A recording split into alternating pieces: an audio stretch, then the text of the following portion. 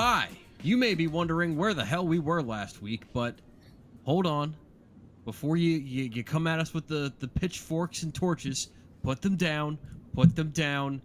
We decided instead of reviewing Jaws and Jaws 2 and then Jaws 3 and Jaws 4, we'd do them all at once. Mitchell Lee, Brandon 2, Tommy Grant, Jersey Nerds Productions, Press Play Action. Welcome to whatever the hell. How you guys doing? Let's talk about one Spielberg movie and then 3 movies made by some hacks. Yeah, That's a good way to describe this franchise. I think this was Yeah. the smarter move of combining all 4 movies into one episode because God knows I do not have enough to talk about 3 and 4 to make a whole episode because it is just that bad. I could talk about 3 and 4 a good bit. 2's the one where I'm just like, It just doesn't matter, yeah. who cares, man? At least we'll you know what? We'll get into it. You already know that I'm lower on 2, 3, and 4, but how much lower, Mitchell? Well, dumbass, you're gonna have to listen to the rest of the review to find out. Why'd I call you a dumbass? I don't know. I couldn't tell you. But It's just that kind of day. I saw someone get into a car accident today because they were driving like a doofus. And what was great about it is that the 2 other cars that they ran into had very minimal damage, but their car took the brunt of it. And usually it's not like that. It's good to see other people not paying the stupid tax for your stupid actions. Why am I ranting about this? Because I feel like Steven Spielberg set up something great, and then let's And then see. people We got took the stupid tax for their stupid action. exactly. We got Gina Swarrock, which that's not a real name. We got Joe Alves. Sure, why not? And we got some douchebag named Joseph Sargent. I'm sure he's a nice person. Actually, he's dead. R.I.P. Now I feel have bad. a good But topic to discuss off the bat. Takes us a little bit off of Jaws, but kind of on topic. I think he made brings the up- Taking of Pelham 1, 2, 3. He's done good stuff. Sorry, go ahead. I think this brings up the question: when you have a movie that's golden, where is the deciding factor as to Leave it alone. if and when you should make a sequel or a franchise? What do you mean? When is the factor? The factor is you never make a franchise about a killer shark when you kill the killer shark Well, in see, the that's first the movie. logical thing. That is the What are we logical talking thing. about? I'm glad you make that logical answer. So I'm just posing the question: who the fuck approved Jaws 2 and then Jaws 3D and Jaws: The Revenge? Well, here's the thing. Spielberg, The movie posters are actually kind of electric, though. I will Here's say the that. thing. But Jaws still. 2 and Jaws 3D, especially Jaws 2, but Jaws 3D as well, made money. Jaws 4 did not make money, but it wasn't some giant money loser. It just didn't make money. These So definitely people had were diminishing into this. returns. Is that what you're saying? People were into the killer shark kills People were into going in because all these movies came out in the summertime, so everyone was down to go in either June or July. It's kind of like today, except to a much lesser extent with the Jurassic Park movies, where it's like, hey, it doesn't matter if these movies are good. We're going to go and we're going to get into the air-conditioned movie theater and we're going to see some cool animals do cool stuff. But Is it probably going to suck? Yes. About the shark that makes people want to go see a movie about sharks, because talk about the Sharknado franchise. Who the fuck thought that would be a good idea or even a successful franchise? I mean, it's and if they made how many sequels now? 6 of them, I think. Yeah. So I think it's just about sharks that just get people to go to the movies. It's a bad idea to make sequels to these because, you can call me a doofus. That's fine. I call myself a doofus multiple times a day.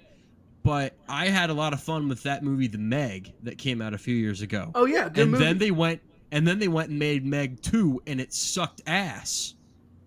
Don't make sequels to this. But sorry if I spoiled the ending of Jaws, but I mean, if you haven't seen Jaws, then don't do it. No, I already did. You already did earlier in the movie, earlier in the review. You said, yeah. "What do you do when they kill the killer shark?" You already spoiled the damn thing. No, I know. I'm sorry that I did that, but let's be real. The first Jaws, the original. Let's get into it. It's golden. Tommy is correct. What do you do when you make something that's literally good. You stop. Like, what are we doing? Like, you And stop. It's something that That's is the Hollywood temptation. It's just like you have this money mine. It's like Steven Spielberg was able to make a cooking in sequel. this. He was cooking. He was cooking with this movie. Like, And you know what? Spielberg was smart in his career. He would make a movie and then he'd back off. He'd say, yeah, he'd be like, "You can give me producer credits for Jaws 2 or whatever." Like, I don't know if he got producer credits, but you know what I mean. Like, he didn't care. Like, he was like, "Yeah." because all of his movies were basically he did not get producer credits on Okay, any of those. good. He I mean, knew he to back shouldn't have. away. Yeah, but well, because he was probably like, "I made the perfect film with a good ending, and you guys are gonna take this film and ruin it." So let's talk about the original, because I think the original, like, I don't know if y'all agree with this, but I do believe it's a little bit of a slow burn. It's a little bit to get into it. Oh, absolutely. It takes a little bit to get into the movie, but once you get into it, and once you get into the thick of the plot and, like, I guess the protagonist, you start understanding, like, man, Spielberg is like onto something here. Like, he's really like going multiple different directions with his directing skills.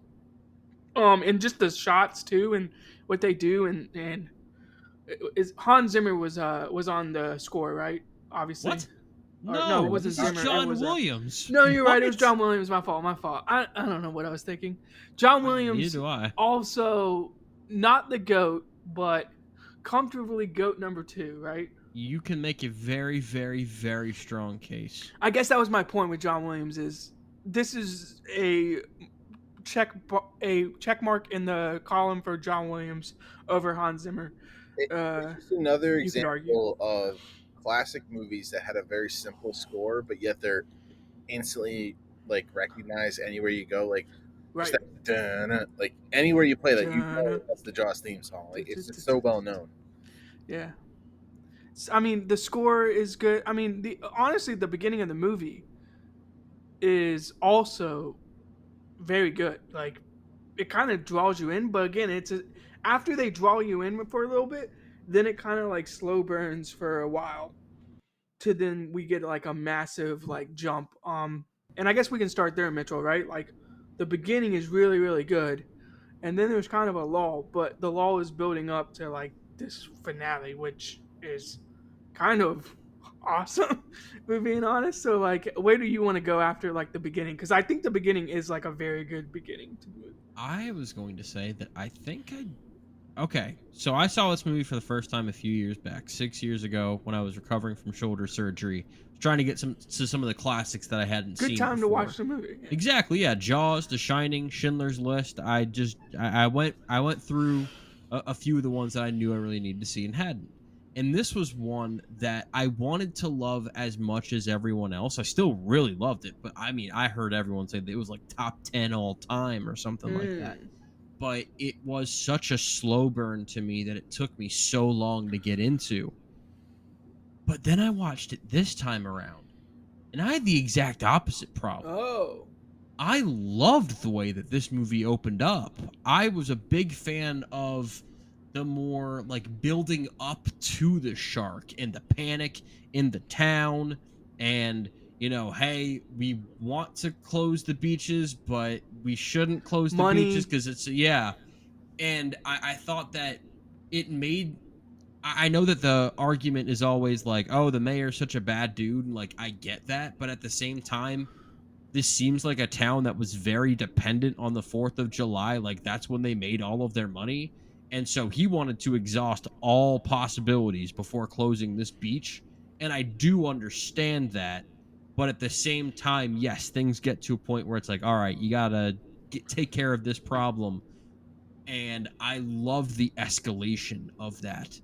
From, don't worry about it, it's not a big deal, it's just kind of one guy going off about things, to we have to do something about this, and let's get this nut job out on this boat and go take care of things.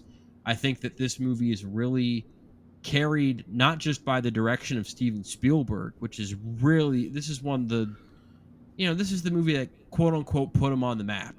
Yeah. It was the definition of the term blockbuster was because of this movie, because people were lined up around the block to go see Jaws.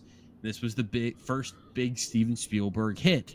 But Roy Scheider, I think, completely steals the show here, and I don't think he gets quite enough credit because of what Robert Shaw and Richard Dreyfuss do as well. I really do think that Roy Scheider as as Brody just does an incredible job, and I'm surprised that I watched this and interpreted it in such a different way, not in like oh, I see the themes of the movie or anything like that, but just I liked different parts of it the second time more than the first time, and I found the actual stuff with the shark when they're on the boat a little bit less interesting. I know that probably makes no sense at all, but I found the build No, up it, to the shark more interesting than the shark itself, Yeah, which definitely. it is a good might point. be a case for because all of these movies, it's build up shark for all of them. And this movie has the most interesting of both worlds by far. Well, I think the reason as to why that is the case is because, again, this movie is based off of a book, obviously by the same title. And the plot of the book was essentially man versus greed. And the whole concept of the mayor not wanting to shut down because of financial reasons, because he'd rather make money on a holiday than care about the safety of his town. Yeah, yeah. Which, And the second half was more of a man versus nature, where it was just like mm, that whole plot line for the first half of the movie, where it's like, should we or should we not close the beaches? That kind of just goes away, and the whole second half is just let's go hunt a shark, and just everything kind of goes to shit from there. And that's where you get more of the intensity of the film, whereas the buildup was more of that subplot of should we or shouldn't we risk lives for money? yeah, but I mean, to Mitchell's point, like, yes, the mayor is seen as like a bad person and like the greed aspect of it, but when you're in a small town like you are with this, like they probably are making 90% of their revenue from summer. So once you shut down July 4th and be like, well, there's a shark attack, we can't open the beaches, then you're probably screwing your small town for the rest of the year, which is kind of what is touched on in Businesses this will be movie. closed Right, because of that. exactly. Right, exactly. So I totally understand the aspect of like money and greed and like that type of like intertwining aspects of the story. I'm with Mitchell though, and while I call it a slow burn, I don't mean that as like a derogatory thing. I mean it is like it takes a while to get to where it's going, but I like everything inside of that. Like I like the town hall meetings. I like when they're discussing like what to do about the shark. I like some characters getting involved and being like, "I'll go hunt the shark for you, but it's gonna cost you." That is one of my favorite scenes. Um, yeah, I think there's just brilliance inside of like these people trying to figure out a problem that is very much real and very much in their face, and they're almost like choosing to deny it and like ignore it and kind of push it away. And as we see as the movie goes on, it gets harder and harder to just like kind of push off the issue and push it down the road. Which yeah leads to like the climax and the finale and whatnot. But these movies also abruptly end. Like they abruptly end. Oh yeah, We'll get this one in particular, because I was the most invested in it, and I was the least like, oh, thank God it's over now with this Yeah. one, Yeah. as opposed to the others. I'm like, who, that 90 minutes couldn't have But that must have been come like more a slowly. theme of what they were doing with Jaws. Like to the credit of the other directors in this franchise as well, they must have realized, well, Spielberg did this exact same thing. Like he basically just abruptly ended the movie, so we have to follow that same theme, I guess. All But of these also, movies I don't know. basically end with them killing the shark, Yeah, and then like there's no way back to the island, and it just ends either with them stranded in the there's water or no like somehow back story on to it. land, Yeah, and it's there's just no like all right, the shark just took apart our boat. How the hell are we going to survive? They're just back on land, or movie's over. Who fucking cares? The shark is done. Let's just Yeah, leave shark's done. That's what you came here for. You don't give a damn about these characters. And in this movie, this is the only time where you do care about these characters. Yeah. And I think it is because you get the most invested performances Yes. from the cast out of and you know, Robert Shaw, there's definitely some intrigue with his character as it goes on, but this is a case to me of a movie executing simple shit at an extremely high level. Yep. This movie has Simplicity. sauce that can't be taught, in that the dialogue is not some, you know, you're not going to be winning awards for this necessarily. You're not getting, you know, the deepest performances ever. You're not But expounding like philosophical questions to like answers and stuff like that. Yeah, it's just yeah. But this movie is just captivating. The characters are consistently interesting. The plot is always moving forward at a good pace. the way It they doesn't use the overstay set. its welcome. The way they use the set. Yeah. Yes. And real environments, and the fact that the shark isn't some CGI monstrosity. This movie just has a timelessness to it that a lot of Steven Spielberg's movies that we've discussed, and especially some that we will be discussing, have. And it's why Steven Spielberg is considered to be, in many people's eyes, the greatest of all time, but if not one of the greatest of all time. I will say that I just, the conclusion, again, good. It never reached that A+ level for me. I never had that moment of tension in the third act that I think that I wanted to have. I preferred the build up more than the actual payoff, but not that I thought the payoff was poor in any way. I just didn't find it to be as good as I wanted it to be. The problem isn't with the movie, it's maybe just with me and what I wanted. Yeah, that's fair. I don't think it ever reached the A+ level for me either, but I really enjoyed it. And I guess that's the main takeaway from like this Spielberg movie is like he does simple so well that you just enjoy the ride. And yeah, maybe the payoff isn't as good as it could be, but I still think it's good, and I enjoyed like getting to that point. I enjoyed the journey, I guess, and the story being told. And like you said, Mitchell, it's very simple, and it works. And yeah, I just like how simple it is. Like they're not bouncing around from set to set. Like it's all in this one like real town, like real shots of real people doing real things, like Real talking stuff and real environments, real Yeah. beef. Yeah, real. Yeah, go ahead. It took place in Martha's Vineyard, Massachusetts. Well, that makes complete sense that it's Martha's Vineyard, by the way. But which is kind of funny because that's like a rich part of. Yes, Yeah. it is. But I always thought that was like Martha Stewart's vineyard, and I'm like, No, okay, yeah, not. you're good. It's not. Yeah, Martha Stewart could live in Martha's Vineyard. Yes, that would be pretty funny if she did. But no, the book Jaws and the movie Jaws were both, you know, based on a group of shark attacks along the Jersey Shore back in like the early 1900s. That was the inspiration for the story. So I was makes sense. Surprised they didn't shoot in New Jersey, like to make it authentic.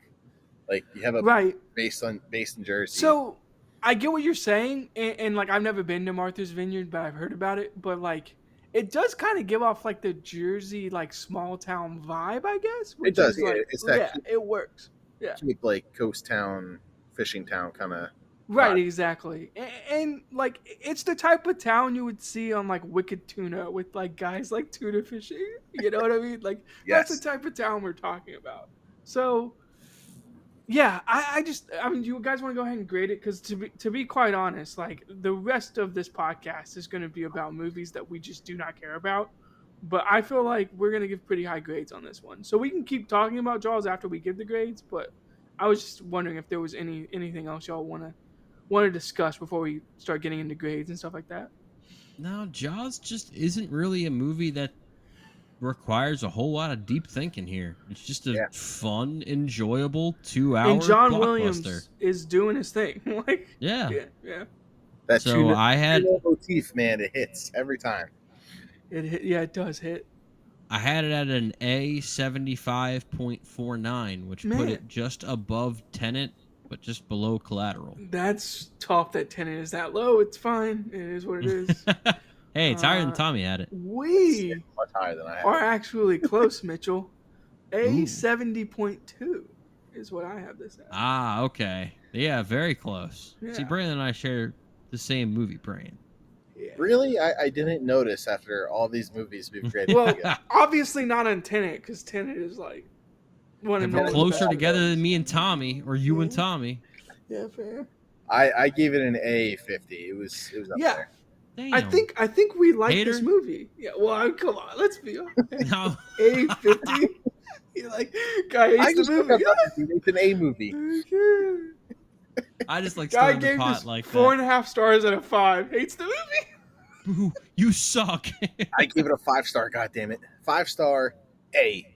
Bam. That's not a thing. Shut up. That's not a thing. I don't follow your Brandon, idiotic Brandon, rules. Brandon gives movies. He gives an A plus 4.5 stars. That's not a thing. Wait, what? A plus 4.5? Yeah. I You do that. It is. It is because No, it's not. A plus 50 is the 5 stars. That's insane. Yeah. But I can respect it at least. All right. Speaking of things I can't We're not going to respect- get a movie close to that after this. Hell we're not getting no. A plus 50. Actually, you know, That's Jaws 2 could. No, I'm just Stop. kidding. So Jaws 2 is directed again by Janat Swarek, sure it was, and stars Roy Scheider, Lorraine Gary, and was Is he released in back? the summer of But did you watch the fucking movie? Oh, I watched the movie. Fuck, I just couldn't believe he was back. I was like, gasping yeah. the paycheck. Money can be fun. June 16th, 1978. By the way, Jaws had a $9 million budget, $477 million budget, and if you were to look on Peacock, it's advertised as Jaws 50 right now. Love that. Could you imagine how bad Jaws 5 through 49 would have been if they had made those? It says Jaws 50 because of the 50-year release, but could you imagine if they just kept on They going? were showing it in made theaters. one every year.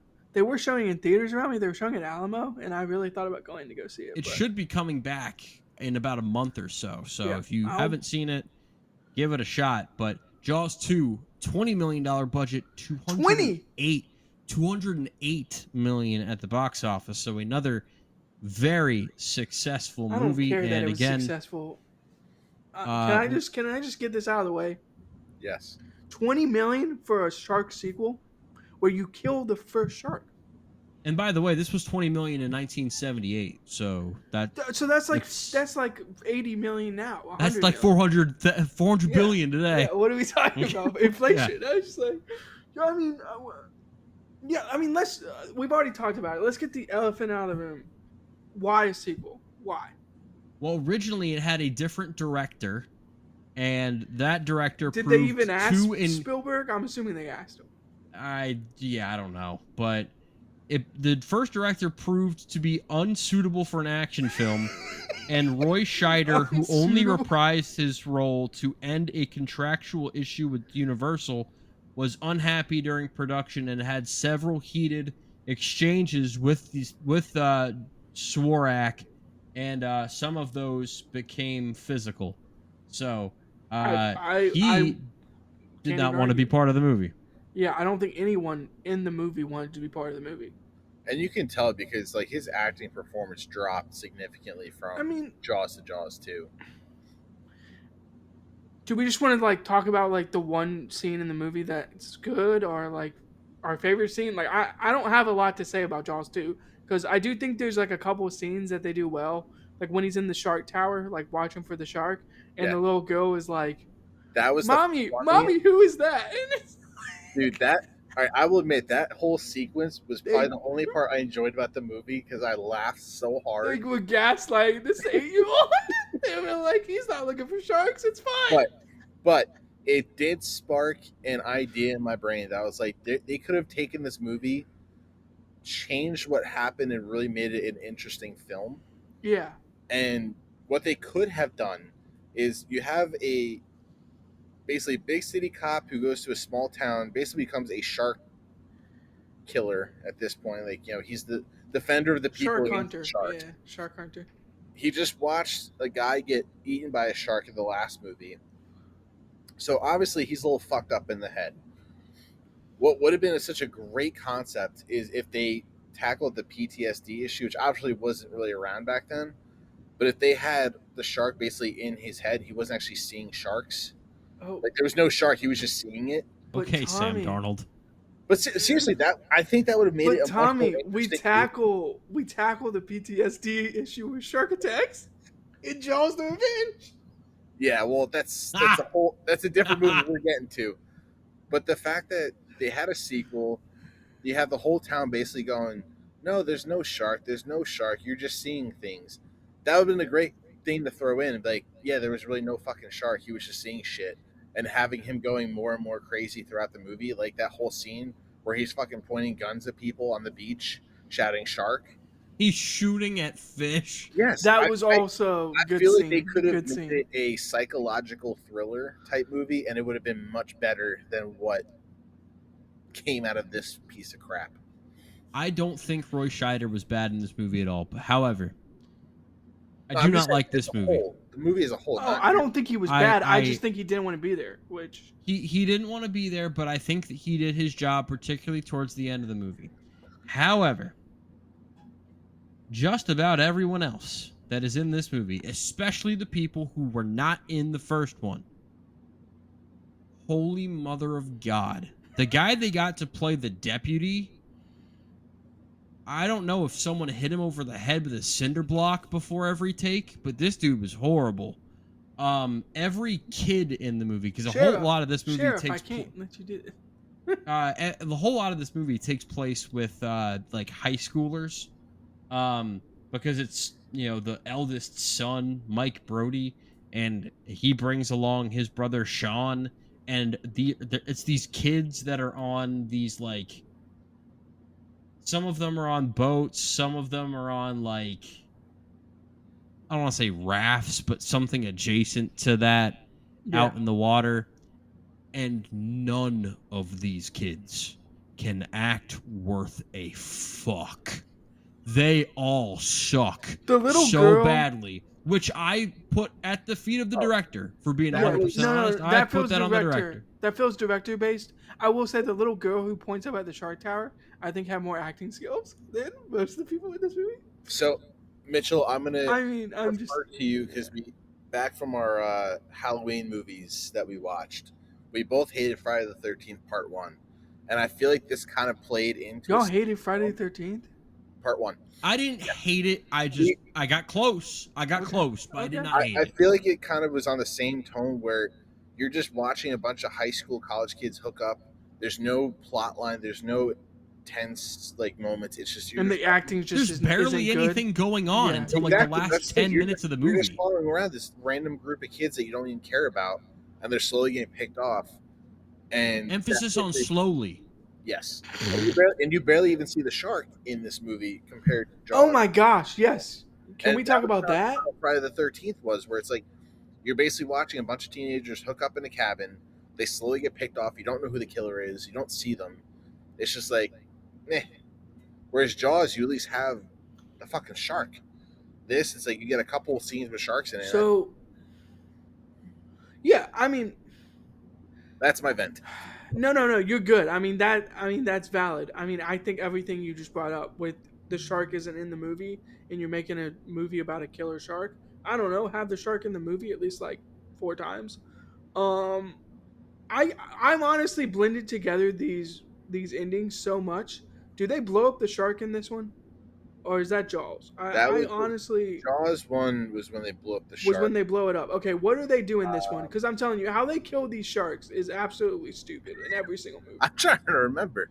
I honestly do not This remember. was Mitchell, the one do with you the remember? cable line, Oh, they electrocuted it, right? which I did not mind that as No, much. I mean at However, least that happens. But it's all these kids, and that's the only thing that happens in the entire movie, guys. Yeah, it's basically the My last. my letterboxd review of this movie was just skip boring, to be 15 honest. minutes. Its biggest crime is that it is a boring movie. Yeah, Honestly, no, it That's is. the biggest flaw that this That's- commits. the that's only the two problem. scenes worth watching is watching him break down on the beach and fucking start shooting random shit in the water.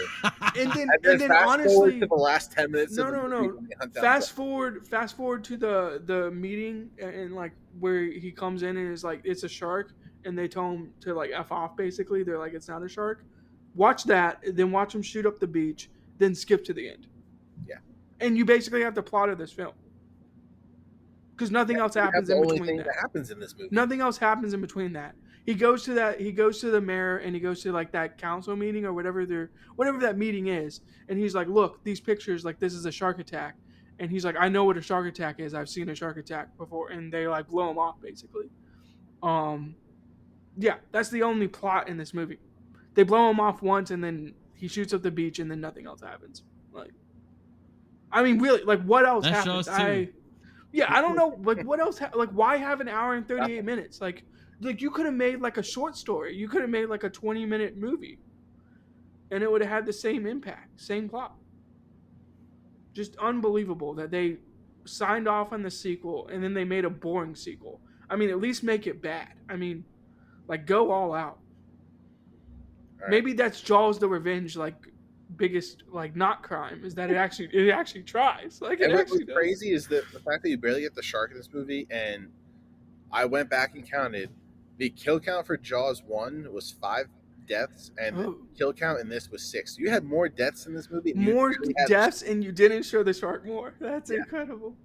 I'm gonna go ahead and grade it for you. Yeah, I'm glad that you counted that. Thank you for counting, because now that makes me even more upset. I might drop the letter grade, honestly. Like, I am very upset about that. Speaking of letter grade, I gave it a 1 star. It's an F.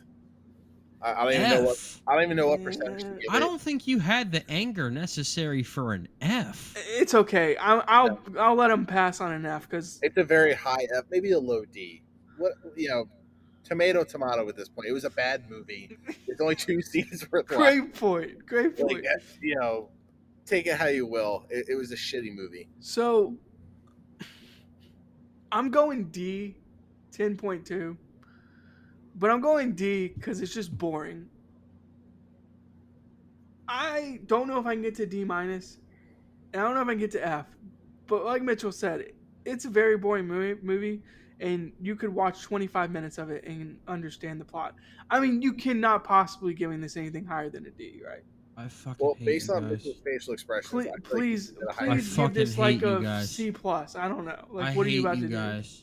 do? I hate you guys. You made me the hero of this. If you gave this a D plus, I swear. Now, granted, it was a D 99.13. So I do hate the movie. I don't get how you got that high. Because honestly, and okay, you're gonna notice this because my grades are probably gonna be. I think you just like Roy Scheider, which is fine. No, I'll tell you why. Because I think I'm gonna be the highest on all of these movies, all of them. Apparently, including the first one, I'm gonna be the highest on this whole franchise, and that is because the first half almost lulls you into like, okay, this is just gonna kind of be boring, okay, rather than awful. And so I kind of meet the movie on its own ground. And then the movie at the end goes, we're stupid. Blah. And I get angry with that. So I'm not meeting the movie on a middle ground when they make a Jaws 2 sequel and they refuse to do anything with it. I'm not meeting the movie. So let's talk about the movie that really stood out to me the most out of this entire franchise, if we're being honest. And that's Jaws 3D. What do you mean stood out to you? In the wrong way is what you mean? July 22nd of 1983, directed by Joe Alves. Is this who also was, on July 4th? Is this also taking place on July 4th? That's a I good question. don't I don't think it did, so. but can I sum up this movie, Mitchell? Sum it up. It's Jaws 3D at That's fucking the name of the movie. SeaWorld. At fucking SeaWorld. That's all you need to know. It's Jaws That's at what the movie SeaWorld. should be called. It Jaws should be 3D Jaws. at fucking SeaWorld. That should put it on the poster. It was like Jaws met Free Willy and created a shitty child together. Because the ending scene with the free the fucking dolphins. Okay, we'll get to that. It- We yeah. will. We trust me. We will get to that. Oh, we'll get to This that. movie It had an reminded me of- 18. Timu version of Free Willy. They spent less money on this movie? They spent less money on this one, made less money, 18 million, 88 million brought in. So again, this movie made money. This came out right after Friday the 13th Part 3 and right before Amityville 3D. So 3D had a little bit of a moment in the early 80s and then was shipped off. Spy Kids dealt with it a little bit in the 2000s, and then James Cameron said, boom, Avatar, let's do this shit. And 3D actually had its moment. But Jaws 3D could claim to be at the start I did not of that realize thing. 3D movies were around back in those days. Oh, yeah. I didn't. Good for them, though. Like, I'm sure the technology was there, but I didn't realize not good it was for them. actually in movies. There were 3D movies. But And this movie lets you know early on because there are several moments of fish just slowly swimming in front of the screen, and you could tell it's like, oh, it's coming right at me. But like, no, it looks stupid. Even the credits are like, they're coming right at you. Like the part where it says that not that it's based on Peter Benchley's book, not that it's based on characters from Peter Benchley's book, suggested by the novel by Peter Benchley. Suggested. Like Peter Benchley probably suggested, hey, maybe don't make this shit. And they're like, yeah, suggested. Not even inspired by. Suggested. Just like, I don't know, put a fucking shark in it. Suggested by Jaws by Peter Benchley. So who came up with the plot? Who came up with SeaWorld? I want to know. Here, I got a fun fact for you because, with how bad these two movies were, I was like, I had to find something. Yeah, you had to Google. Yeah, Google. Yeah. Oh no, I chat GPT'd this shit. Oh no, I mean, good. That might not be true. No, I verified them through Google. It was to get me started on some fun things to talk about. That's how you should use AI. So good. Yes, good, exactly. Good. So, the initial pitch for this movie was initially supposed to be a spoof called National Lampoon's Jaws 3, People Zero, and it would have included comedy actors and much more comedy elements to it. So what? But again, then they shifted to this. And the other fun fact was Dennis Quaid, who I didn't realize in this movie. No. Like, oh, wow, Dennis Quaid's in this movie. How did he have a career after this? He admitted to being under the influence of cocaine throughout the entire film. Of course he was. Of Jaws 3D. And he says, even watching it, he says, yeah, every single frame I'm in this movie, I'm high on cocaine. Good for him. That just tells you how, like, no one. You can kind of tell, like, the scene where he just straight up carjacks some guy. Yeah. When I say good for him, I don't want to endorse cocaine. Yes, we don't endorse cocaine. I'm just saying cocaine if you want to. That had to be had to be how he got through this movie, because I wouldn't have been able to get through. Yeah, it was just that bad. I almost needed cocaine to get through the movie.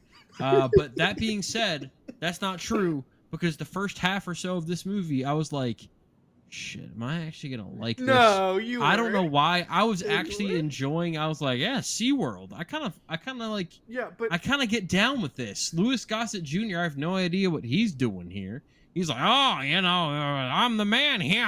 Like talking like a doofus, but, it is what it is. I can get down with it. And then it falls off a cliff. I can tell you when it falls off a cliff. It falls off a cliff as soon as the most British motherfucker ever born comes in. I'll give you two names. You tell me which one is the more British one, okay? The character's name in the movie is Philip Fitzroyce. But the actor's name that plays him is Simon McCorkindale. I think Fitzroyce is more British. That character can fucking die. I hated every single thing having to do with that character. He was just like British for no damn reason at all. All of his suggestions were the stupidest things ever. And he goes out like, okay, like we're not going to talk about this movie for too long because if I do, I'm going to get a fucking head injury. But Jaws 3, at the end of this movie, they're like, all right, we got to go and we got to surprise. It's a Jaws movie, and they're like, we gotta kill the shark. What else do you think the fucking Jaws movie's gonna have at the end? And this No. guy's like, I'm gonna get the shot, and I'm gonna swim in the shark's mouth and set off grenades. Can't he just throw Of the course, grenade in the shark? he fucking dies Well, because yeah. he swam in a shark's mouth. So, Good job, buddy. can he not just throw the grenade into the shark? Nah, because he wanted the shot of going into the shark's mouth. This, you know what this movie didn't come out. This movie came out before this other movie. But you know what? Inspiration. I think this is Independence Day. You think they took this ending from Jaws 3D and they were like, oh yeah, Independence Day. That guy doesn't have to actually ram his ship into the and like, sacrifice himself, but we're All right, gonna let him sacrifice. I'm gonna himself. stop you right there because No? now Yeah. you're to release a I'm not the movie. No. I'm not the biggest defender of When have you Independence seen Day. the dumbest sacrificing but- of all time? It's Independence Day in this movie. Independence Day. Who the fuck? No, Independence Day is like, I understood it. That was Okay. Like, If I you say won't so. go that far. It was fine. If you But say Jaws- so, I don't think it was epic. Jaws 3D was rough. Like that was not good. I still- I'm kind of with you that the first part of this movie, I'm kind of into sharks. I Jaws, got down Jaws with them at just SeaWorld? in their day-to-day I don't operations at hate it. SeaWorld. The shark kind of comes in and out of the plot, and it's making things more difficult as they try to open up the park. It had a little bit of a Jurassic World type of feel to it, but if it took place at the That's fair. beginning of things as opposed to when the park had already been open. So I was kind of invested. And Yeah. then, I mean, you have some of the worst the scene where the damn shark goes into the glass. That didn't look good for 1983. everything about And I'm them watching it shutting down the 42 park, years later. everything about them shutting down the park was a disaster. It was not good. I mean, it's a sharp turn down. Mitchell, I'm very low on this movie. I And am that's too. saying something. That's saying something. Considering 'Cause the end is awful. the first 20 to 30 minutes, I'm like, all right, it's Jaws at fucking SeaWorld, but like, I don't know. Like, we'll see where it goes, and then it just runs off a cliff. Like, I don't. Yeah. Yeah, that's where it goes. It takes a nosedive, is what it does. It had a happy ending. No, it didn't. No, it Because didn't. Dennis Quaid and Leigh Thompson went on to have a somewhat successful movie career, and this movie did. Oh, that is a happy ending. I thought you were talking about the Dolphins, because the Dolphins were not a happy ending. I have no idea what was going on there. We kill the shark, and then we immediately worry about these dolphins, which, okay, fair. And then, Which is funny because, correct me if I'm mistaken, from my childhood animal do obsession, any of these characters... dolphins in nature actually are typically ones to fight off sharks. So I feel like the think so. dolphins would have been fine. Yeah, I think they would have been okay. But, That shot at the end. are any of these That characters... clearly photoshopped in. Yes. Just copy and paste. the two Oh dolphins? my god. Yeah. It's up there for one of the worst shots of all time. It's in the discussion. Yeah, it definitely is. Are any of these characters connected to the other movies? So I could be wrong, but I believe Dennis Quaid, his character's name is Mike Brody, so I'm guessing he's the son of the original.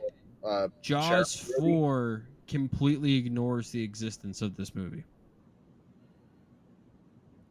Mm, I mean, yeah, that's I okay. agree with you. Everything about this franchise ignores the other parts of this franchise. So I 100% agree with you. So Grade it. he is like related to someone in the. I'm assuming he is, but yeah, I'll go ahead and grade it. Mitchell, you're not gonna like this. I'm not. F 20.5. Damn. Good Lord, that's low. Why I are you wanted to so? turn it off. I wanted to turn it off. Wow, that It was is bad. that is. I don't have like a way to describe how I feel about this movie because again, I understand it. the first 20 to 30 minutes, I'm like, okay, this is like okay, and then it just is a car wreck. It just continues to go Okay, and go. I had to Tommy? look it up because it's going to bother me real quick. Yeah, that's gonna bother me too. So Mike thank you for Brody is confirmed. He is the son of Sheriff Brody from. Okay, so there is like some connection Yeah. to the other movies, but my God, I mean, All right, so yeah, my Barely. grade was a F 20.5. half a star. The only scene worth watching. Okay, was but the what was the what was the grade on our scale, Yeah, Thomas? sorry. Yeah. Let's give it a F 5%. Thank Damn, you. what the Thank fuck? you. My God, I needed it. Fuck? No, I love it. I mean, Okay. The only scene for me Yo, worth I watching hate Mitchell, was the I- ending. I don't because know how you laughed can out go a loud high at F on how this. ridiculous the ending was. I was Yeah, like, the Yeah. ending is insane. You can't do a high F on this. Like you just I'm can't. not going a high F. I'm going D minus Oh my God, 18.17 that is insane, baby. because the first half of the movie had me conflicted as to Nope. shit. Am I actually gonna like this? no, And then the second half, like I was in like D like 10% until like the last like minute of the movie was just like aggressively terrible, and I was like, no, like I don't think I can go F off of this because I did like more than an F warrants, but my God, the end of this movie's terrible. So I was D minus for most of the movie, and then the last 30 minutes I was like F. Just immediately F. See, and halfway by the through, way- I was at like the C minus level. Yeah. Agree to disagree on that. either way, it was a Jaws cool movie. the Revenge though. Hold on, before we do that, Yeah, sorry. this go is ahead. the first of the movies that we have discussed. Actually, that's not true, because we have discussed some of the Jurassic Park sequels and Little Man, but it's rare that we've been able to discuss the Razzies. This was the year of the 4th Razzies, and Jaws 3D was nominated for Worst Picture. How did it not win? It lost to a movie called The Lonely Lady. I've Oh. never heard of it. I know no one that's in this movie. Was nominated for Worst Director. Louis Gossett Jr. was nominated for Worst Supporting Actor. It was nominated for Worst Screenplay. All of these, it lost to The Lonely Lady or something called Stroker Ace with some Burt Reynolds movie. Hey, The Burt Reynolds. Dolphins were nominated for Worst New Star. That is mean. That is mean. They did not win it. They lost to Lou Ferrigno as Hercules. What? So I've never seen that. But you know what's even more surprising? 4 years later, Jaws: The Revenge came out with the iconic tagline, "This time it's personal," which makes no fucking sense for a goddamn shark movie. Directed by Joseph Sargent, who, I'm sorry that I insulted your memory, he directed The Taking of Pelham 1, 2, 3, not the Denzel version, but the one from the 70s that it was based off of. Yeah. Actually, I think that was also a Broadway play, maybe, but that's a good movie. This is Jaws: The Revenge, so this is not a good movie. This came out July of 1987. $23 million budget. It made $51 million. So 23 not mil? really. Yeah, $23 million. This stars Lorraine Gary, Lance Guest, Mario Van Peebles, and for some fucking reason, Michael Caine, who missed receiving an Academy Award to film this movie. So it is what it is. This movie also... He skipped the Oscars to film this movie. This has a 2% on Rotten Tomatoes. Jaws 3D had a 10%, by the way, and Jaws 2 had a 56. Will this be the lowest percentile on Rotten Tomatoes we do?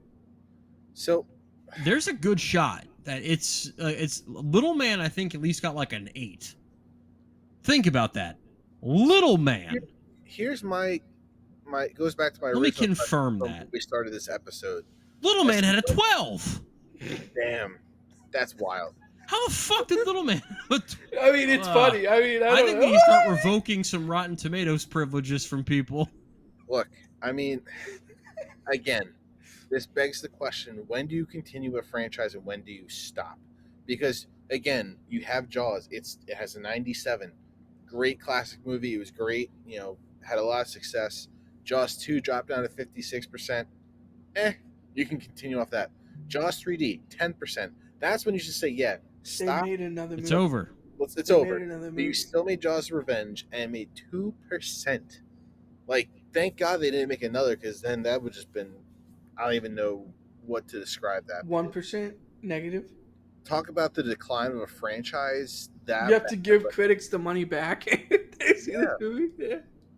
Like, I would like to ask someone to find me a franchise that failed this quickly, this drastically. You pay people to watch the movie. That's where we're at with Jaws 5. Like, So, Probably.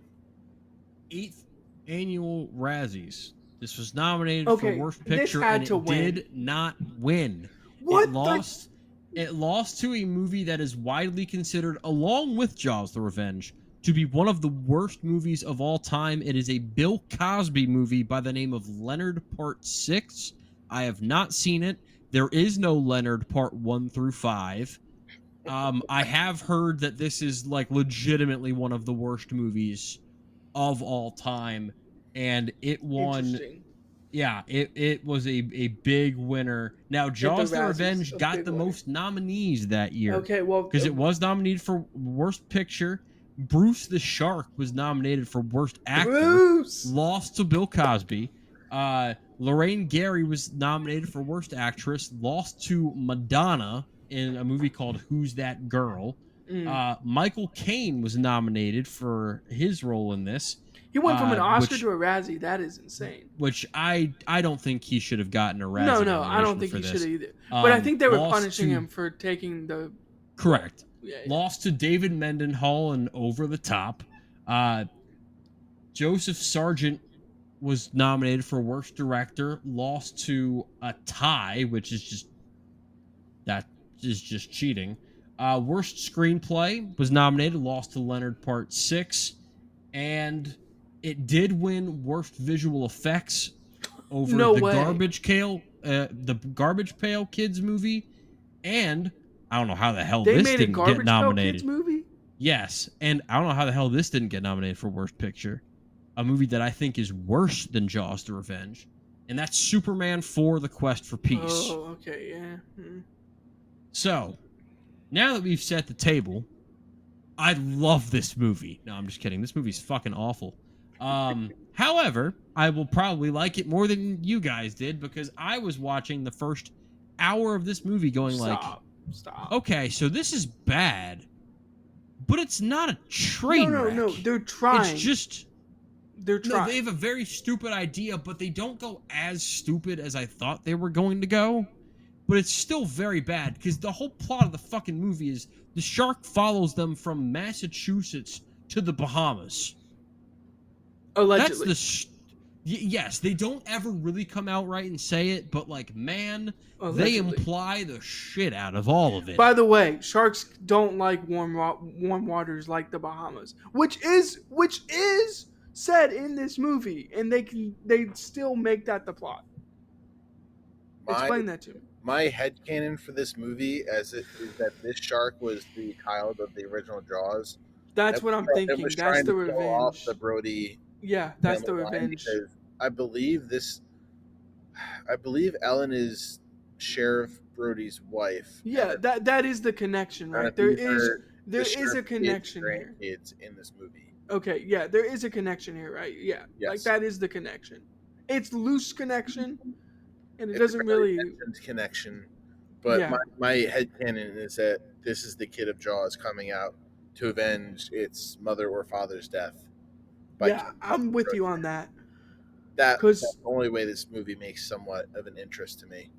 But unlike the other movies, I immediately turned this on, saw the first 2 scenes, and I texted in the group, "This movie's at Christmas. What are we Oh doing?" yeah, that was the other thing. I I was like, just, this goes on the list with Die Hard as a Christmas movie. That's not oh really. my god, stop! Oh my god. Yeah, It's that's a I would, no for but me I as would well. actually, I the would watch Christmas this as a movie we've joke at all been Christmas. waiting for and didn't realize existed. Yeah, there's so many like carols in this movie. Like, oh my god, can we just? The I way mean, that what a plot! Lorraine What a Gary plot! is just going off, like, I don't want you anywhere near the water. And then Like she ends up. it's hilarious. And then she goes into the water without having any problems later in the movie. And it's just like, is there any consistency to this character at all?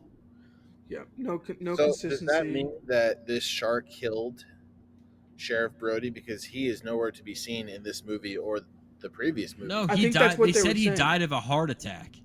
But the shark But But killed she her. was Did like, he, though? it was the fear that got him. Yeah, What? that He was one of know? my favorite quotes. That was one of my favorite quotes. Yeah. My guess is he was killed by the shark, but they covered it up to not let his kids know that, hey, your dad got eaten by the shark that he's been warning people about for how many years now. He was My probably the crazy favorite- guy on the beach. I was like watching. He was probably stuck on the beach every day watching for sharks. That poor I man. think Amazing. that this writer, Michael de Guzman, To Guzman, baby. might be incredibly racist against people from the Caribbean because this character Jake, every single fucking sentence he says ends in "mon." Every single Is he thing he says. Bahamian? So he's I have Bahamian, no idea.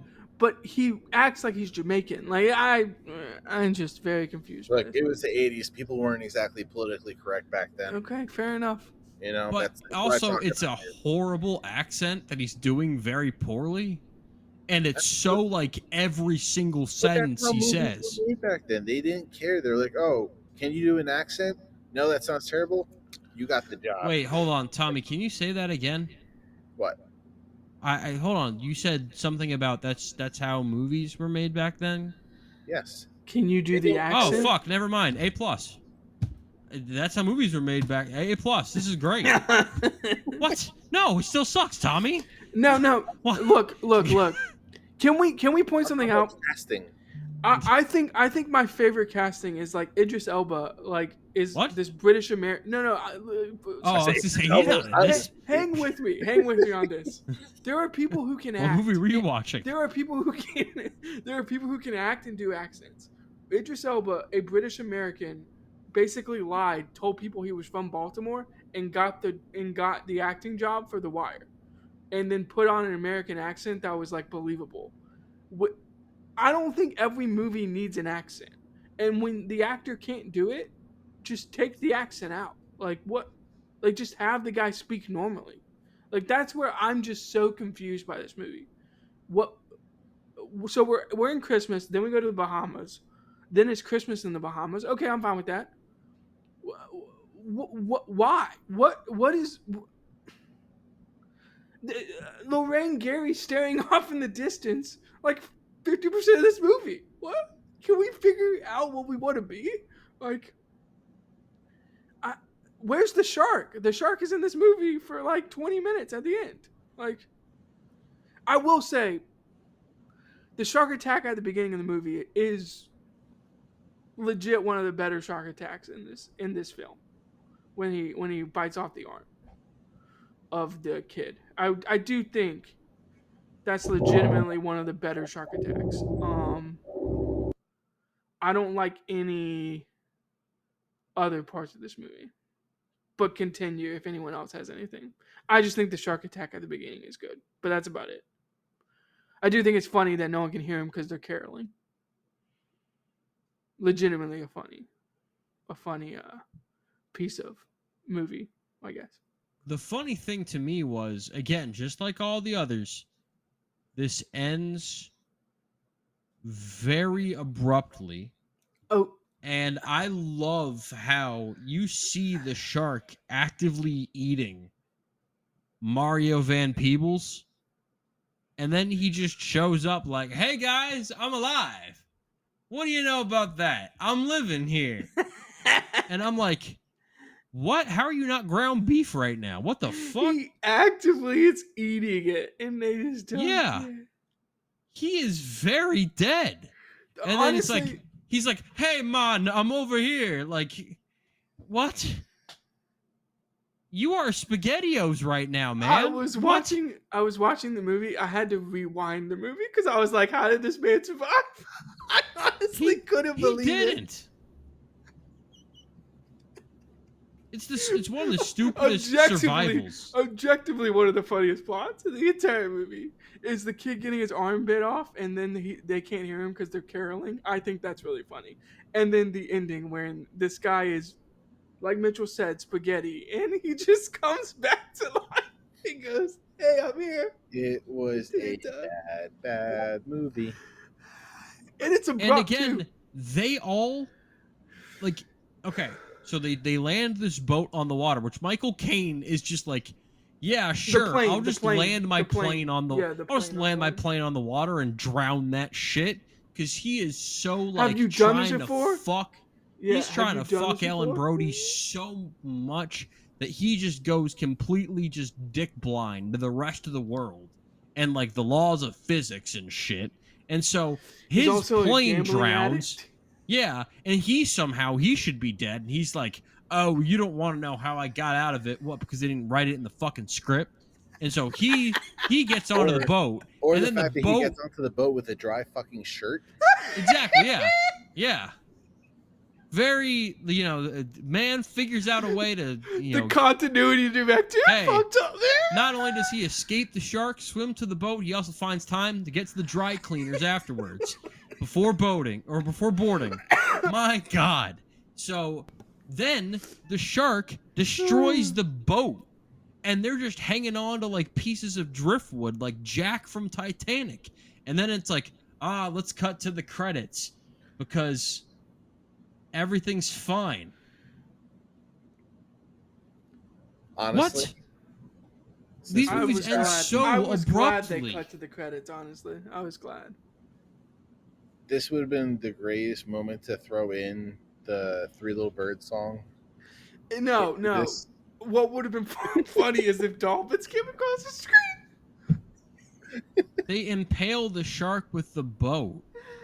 They do impale the It dolphin. was so bad. If the It's- dolphins had, like, come across the screen, that would have been electric. I would have lost it, honestly.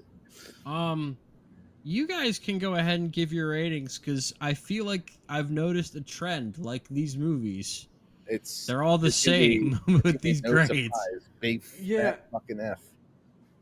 Okay, I but how mean- low do you go? Let's I'm gonna master Rotten Tomatoes and go F 2%. Damn. I don't even disagree. I don't feel the hatred I from disagree. you. Well, I think An it's just so 2% bad. warrants.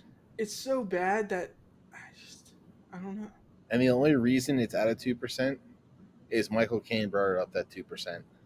If Michael Caine wasn't in this movie, Michael Caine Sure. does bring up the movie a little bit, and that's why I'm giving this an F, 56.2. I cannot be the good guy. Thank you, Brandon, because I gave this an F 46.36. And I Wow. appreciate that because this movie, I knew I hated this movie, but I didn't know if I was going to get to F. But given the trajectory of how other movies have gone, I'm like, all right, we're probably going to get there because I'm at like a D minus right now. And I know how all these movies, except for one, suck at the finish line. And boy, did this not It's like they're running the disappoint. marathon and they just stop at like mile 24. Yeah. You're like, oh, Except- we're good. This movie, the last two movies don't just stop. They stop on the sidewalk and die. Yeah, they stop on the sidewalk and just start drinking water and like sit Yeah. down. They're like, oh, we're good. Yeah. We don't They're need to like, finish this. I'm going to go and get your Waffle House or something and just die on the way. This franchise should have never made it past the first movie. Definitely Agreed. shouldn't have made it past the second to answer movie. Tommy's question, what do you do when you make something great and then you decide, do we want to make a franchise? Shit on its legacy. The answer is no. The answer is we never make a franchise. And yet they found a way to. Eh? They found a But you way. know what? They did. They failed, and they gave us a reason to do a 4-movie episode. Yeah, and under an hour too, which is impressive on our part, or at least close to an hour. Yeah. And by the way, in case you forgot, this was all part of Steven Spielberg time, which Steven Spielberg's like, why the fuck you gotta lump me into Jaws: The Revenge? You Like, know, oh, but I'm with you. I'd rather just finish the franchise out than like do something else. So well, next up, we are going to go to the last bit of Indiana or of Steven Spielberg franchises. A little bit of a spoiler there, 2 seconds ahead. We're going to talk about Indiana Jones, and we are going to break these up into 2 podcasts because 5, five is a bit much. So we're going to do the original trilogy next week. We're going to do Raiders of the Lost Ark, Temple of Doom, and we're going to do Last Crusade. And Okay. then we're going to do a separate podcast for Kingdom of the Crystal Skull and Dial of Destiny. And that one will be the rage-filled podcast. Or maybe not. Who knows? I feel like I just spoiled myself there. But we'll talk about Steven Spielberg and the last franchise that he was a part of, assuming they don't make, Close Encounters of the Third Kind Part 2 next year or something like that. But Lincoln, he's not directing Abraham Lincoln Vampire Hunter with Daniel Day-Lewis returning as Abraham Lincoln. And now that I say that out loud, I would 100% be down for that. So anyway, next week, Indiana Jones, back to the OG Steven Spielberg and not these ripoffs that Jaws 2, 3, and 4 got. Talk to you guys then. If you haven't seen these Jaws movies, please watch them and make up your own mind. Maybe you'll like Jaws 2. Maybe you'll like Jaws 3. If you like Jaws 4, just don't tell me about it. But make your own opinion. Talk to you next week.